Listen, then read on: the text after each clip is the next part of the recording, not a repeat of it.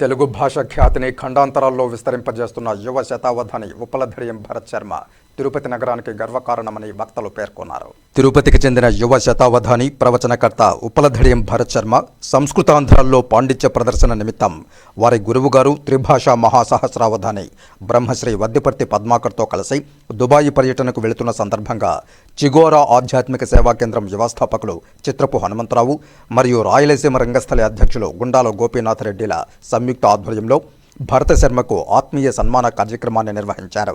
సోమవారం సాయంత్రం తిరుపతి శ్రీ కోదండరామాలయ దక్షిణమాడ వీధిలో గల చిగోరా ఆధ్యాత్మిక సేవా కేంద్రంలో నిర్వహించిన ఈ ఆత్మీయ సన్మాన కార్యక్రమానికి టీటీడీ శ్రీ పద్మావతి మహిళా డిగ్రీ కళాశాల విశ్రాంత ప్రిన్సిపాల్ డాక్టర్ సురాజ్యలక్ష్మి ముఖ్య అతిథిగా హాజరయ్యారు. తిరుపతికి చెందిన యువ శతావధాని ప్రవచనకర్త ఉప్పలధడియం భరత శర్మ డిసెంబర్ 19 నుండి 28వ తారీఖు వరకు 10 రోజుల పాటు యునైటెడ్ అరబ్ ఎమిరేట్స్లో సంస్కృతాంధ్రాల్లో పాండిత్య ప్రదర్శనకు దుబాయ్కి పయనమవుతున్న సందర్భంగా శతావధాని భరత్ శర్మను ఘనంగా సత్కరించారు. విశేష ప్రతిభ కనపరుస్తూ ప్రపంచ నలుమూలల సంస్కృతాంధ్రాలను విస్తరింపజేయాలని ఈ సందర్భంగా వక్తలు ఆకాంక్షించారు. ఈ కార్యక్రమంలో చిగోరా ఆధ్యాత్మిక సేవా కేంద్రం వ్యవస్థాపకులు చిత్రపు హనుమంతరావు, రాయలసీమ రంగస్థలి చైర్మన్ గుండాల గోపీనాథ్ రెడ్డిలతో పాటు కార్యదర్శి కేఎన్ రాజా, తిరుపతి ఫిలిం సొసైటీ కార్యదర్శి సిఆర్కే శేషగిరిరావు, సరస్వతి శిశు మందిర్ డైరెక్టర్ హేమంత్ కుమార్, కార్యదర్శి వెంకయ్య, కవి రచయిత దోబగుంట రామకృష్ణ, గాయకులు సోము ఉమాపతి, జిఎస్ ప్రసాద్, బీజేపీ నాయకులు తొండమనాటి సుబ్రహ్మణ్యం రెడ్డి, మల్లారపు రవిప్రసాద్, విజయభాస్కర్ రెడ్డి, దేశి నాగేశ్వరరావు తదితరులు పాల్గొన్నారు.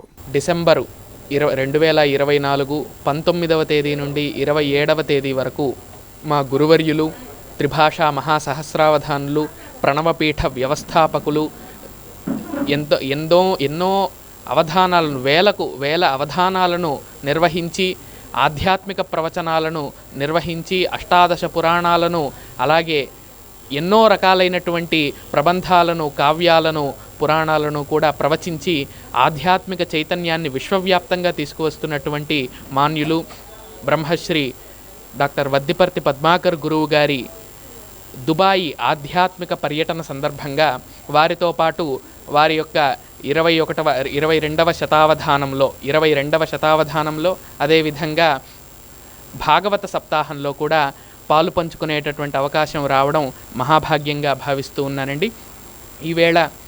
ఈ సందర్భంగా చిగోరా ఆధ్యాత్మిక కేంద్రం అలాగే రాయలసీమ రంగస్థలి వారి ఆధ్వర్యంలో మాన్యులు శ్రీ హనుమంతరావు గారు అలాగే శ్రీ గుండాల గోపీనాథ్ గారు వారి యొక్క నేతృత్వంలో ఈవేళ ఒక ఆత్మీయ ఆశీరభినందన సభ నిర్వహించబడడం పూర్వజన్మ సుకృతంగాను అదృష్టంగాను భావిస్తూ ఉన్నానండి. పెద్దలందరూ ఎంతోమంది విచ్చేసి ఆశీర్వదించినందుకు వారి యొక్క శుభాకాంక్షలను తెలిపినందుకు వారికి అనేక కృతజ్ఞతలు తెలియజేస్తూ ఉన్నాను. విదేశాలలోనూ దేశ విదేశాలలో మన సంస్కృతి మన భాష యొక్క గొప్పదనాన్ని చాటేందుకు ప్రచారం చేసేందుకు మరింతగా ఈ యొక్క అవకాశం తోడ్పడుతుందని భావిస్తూ మరొక్కసారి తల్లిదండ్రులకు గురువులకు పెద్దలకందరికీ కూడా నమస్కరిస్తూ ఉన్నానండి. శతసహస్ర అవధాన చక్రవర్తి అవధాన స్రష్ట శ్రీ ముదివర్తి పద్మాకర్ గారి శిష్యుడుగా వత్తిపర్తి పద్మాకర్ గారి శిష్యుడుగా శ్రీ ఉప్పలధడియం భరత్ శర్మ ఆయన మించిన శిష్యుడు కావాలని ఆకాంక్షిస్తూ గురువుని మించిన శిష్యుడైనప్పుడే ఆ గురువుకి ఆనందం. ఎందుకంటే అది అనుభవిస్తున్నా. మా గురువు గారు నాకు 6వ తరగతిలో పాఠాలు చెప్పి నాకు శబ్దమంజరి, అప్పుడు చెప్పాలంటే శబ్దమంజరి, కుమార సంభవం ఇత్యాది పద్యాలు నేర్పిన ఆయన నాకు ఆ తర్వాత ఎప్పుడో 72కు ముందు 65, 68లో నేర్పిన ఆయన అడ్రస్ కనుక్కొని హైదరాబాద్లో వెళ్ళినప్పుడు ఆ ఆనందం నేను పట్టలేకపోయాను. ఎందుకంటే వాళ్ళ పిల్లలందరికీ చెప్పుకున్నాడు అనమాట. నేను వచ్చి ఆయనకి సన్మానం చేసి మా పిల్లల్ని తీసుకుపోయి చెప్పిన అంత ఆనందం ఉంటుంది. కాబట్టి గురువును మించిన శిష్యుడిగా ఖ్యాతి కందాలని ఖండాంతరాలకు వెళ్ళి ఆయనతో ఈ ప్రవచనాన్ని నిర్వహించడం అనేది అభినందనీయం. మా మిత్రుని కుమారుడిగా వారి తల్లిదండ్రులు కూడా ధన్యులు వారు.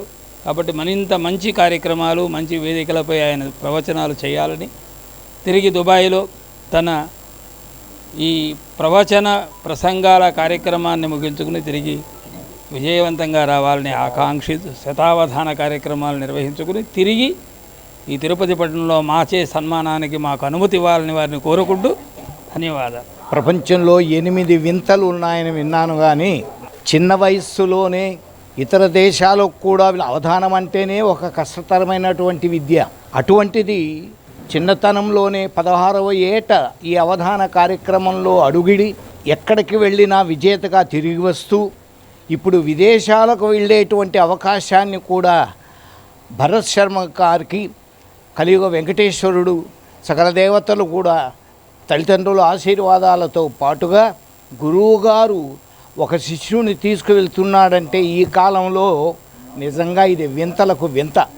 కాబట్టి ఆ కలియుగ వెంకటేశ్వర స్వామి భరత్ శర్మకు చక్కని ఘనమైనటువంటి విజయాన్ని ఆయనకు వచ్చేట్టుగా చేసి విజేతగా వచ్చి ఇప్పుడు కాకుండా హనుమంతరావు గారు చెప్పినట్టుగా మంచి ఘనమైనటువంటి సన్మానం మా అందరి చేత పొందాలని కూడా మేము కోరుకుంటున్నాము. చిన్నప్పటి నుంచి చూశాను నేను. చాలా చిన్న వయసులోనే అష్టావధానం గురించి తెలియదు, కానీ నాకు అప్పుడు చాలా మృదంగం వాయించడం లేదు, తబలా వాయించడం లేదు, ఇట్లాంటివి చూశాను నేను. చాలా ప్రతిభ గల చిన్నారి. మేమంతా కూడా చిన్నప్పుడు గొప్ప గొప్ప వాళ్ళ గరికపాటి నరసింహారావు ఇట్లాంటి వాళ్ళ అష్టావధానం చూసాము. చాలా క్లిష్టమైన ప్రక్రియ ఇది. చాలా విద్వత్తు ఉండాలా, చాలా పాండిత్యం ఉండాలా అని ఆలోచించే వాళ్ళము. సో మా చిన్నారి భరత్ ఆ ప్రక్రియని సుసాధ్యం చేసుకున్నారు. సో ఇట్లాంటి ప్రదర్శనలు ఇచ్చారు. ఇప్పుడు ఇక్కడే కాకుండా భారతదేశంలో కాకుండా దుబాయ్లో వెళ్ళి అక్కడ కూడా ప్రదర్శన చేయాలని సంకల్పించారు. సో వారికి మా ఆశీస్సులు ఎల్లవేళలా ఉంటాయి. అష్టావధానం కాకుండా శతావధానాలు చేసే సామర్థ్యం కూడా అతనికి ఉంది. త్వరలో అది కూడా మనము చూడాలని ఆశిస్తున్నాము.